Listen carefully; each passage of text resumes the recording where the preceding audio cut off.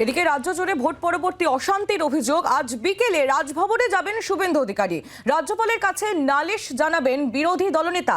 আক্রান্তদের সঙ্গে নিয়েই রাজভবনে যাবেন শুভেন্দু অধিকারী, এমনটাই সূত্র মারফত আমরা খবর পাওয়া যাচ্ছে। রাজ্য জুড়ে ভোট পরবর্তী অশান্তির অভিযোগ। আজ বিকেলে রাজভবনে যাবেন শুভেন্দু অধিকারী। আমরা বিস্তারিত জানবো। কমলাক্ষ ভট্টাচার্য আমাদের প্রতিনিধি রয়েছেন আমাদের সঙ্গে সরাসরি। কমলাক্ষ, ভোট পরবর্তী অশান্তি নিয়ে বঙ্গ বিজেপির নেতারা বরাবরই খুব সোচ্চার রয়েছেন এই বিষয়ে, এবং এবার একেবারে আক্রান্তদের সঙ্গে নিয়ে রাজ্যপালের দরবারে। এখনো পর্যন্ত কি জানতে পারছো?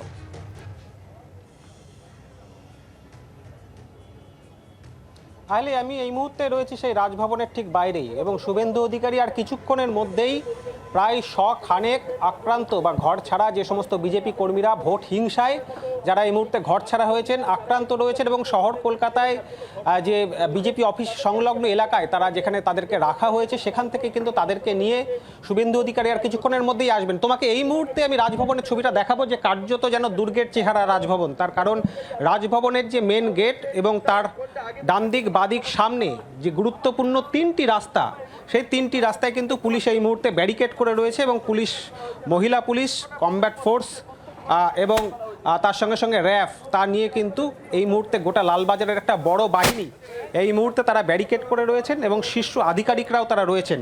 কেন এই বিশেষ তৎপরতা? শুভেন্দু অধিকারী ভোট আক্রান্তদের নিয়ে তিনি আসছেন বলেই কি এই তৎপরতা? আমরা কিন্তু বিশেষ সূত্রে যেটা জানতে পারছি যে রাজভবন থেকেই কিন্তু এই নিরাপত্তার ব্যবস্থা করার কথা পুলিশের কাছে জানানো হয়েছে। তুমি দেখছো যে এই যে ব্যারিকেড করা রয়েছে, এর অর্থ যেহেতু ভোট হিংসায় আক্রান্তেরা আসছেন, যাতে নতুন করে কোনো অপ্রীতিকর পরিস্থিতি না হয়, যাতে নতুন করে এই রাজভবন চত্বরে কোনো রকম হিংসার ঘটনা না ঘটে বা অপ্রীতিকর পরিস্থিতি না হয়, সেই কারণেই কিন্তু রাজভবনের তরফ থেকে পুলিশের কাছে, লালবাজারের কাছে বিশেষ বার্তা যায় যে কোনো রকমভাবে যেন বিশৃঙ্খলা এই রাজভবন চত্বরে না হয়। যেহেতু বিরোধী দলনেতা আসছেন, শতাধিক আক্রান্তদের নিয়ে আসছেন, এবং রাজভবনে তিনি ঢুকবেন, ঢুকে রাজ্যপালের সঙ্গে দেখা করবেন, তাদের নালিশ জানাবেন যে বিভিন্ন এলাকা থেকে, গ্রাম থেকে যে সমস্ত নারী পুরুষ যারা এই মুহূর্তে কলকাতায় আশ্রয় নিয়েছেন তাদেরকে নিয়ে আসা হচ্ছে।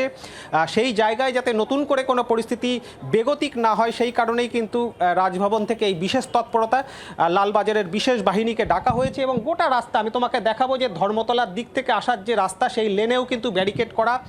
অন্যদিকে টেলিফোন ভবনের সামনে থেকে যে রাস্তা, সেই রাস্তাতেও কিন্তু ব্যারিকেড করা রয়েছে। কমলাক্ষ, তোমার মাধ্যমে সেই ছবি আমরা দেখতে পাচ্ছি। কার্যত দুর্গের চেহারা নিয়েছে রাজভবন এই মুহূর্তে। তুমি নজর রাখো এই খবরের দিকে, আমাদেরও নজর থাকবে। বাংলার আওয়াজ, বাঙালির আবেগ, জি 24 ঘন্টা।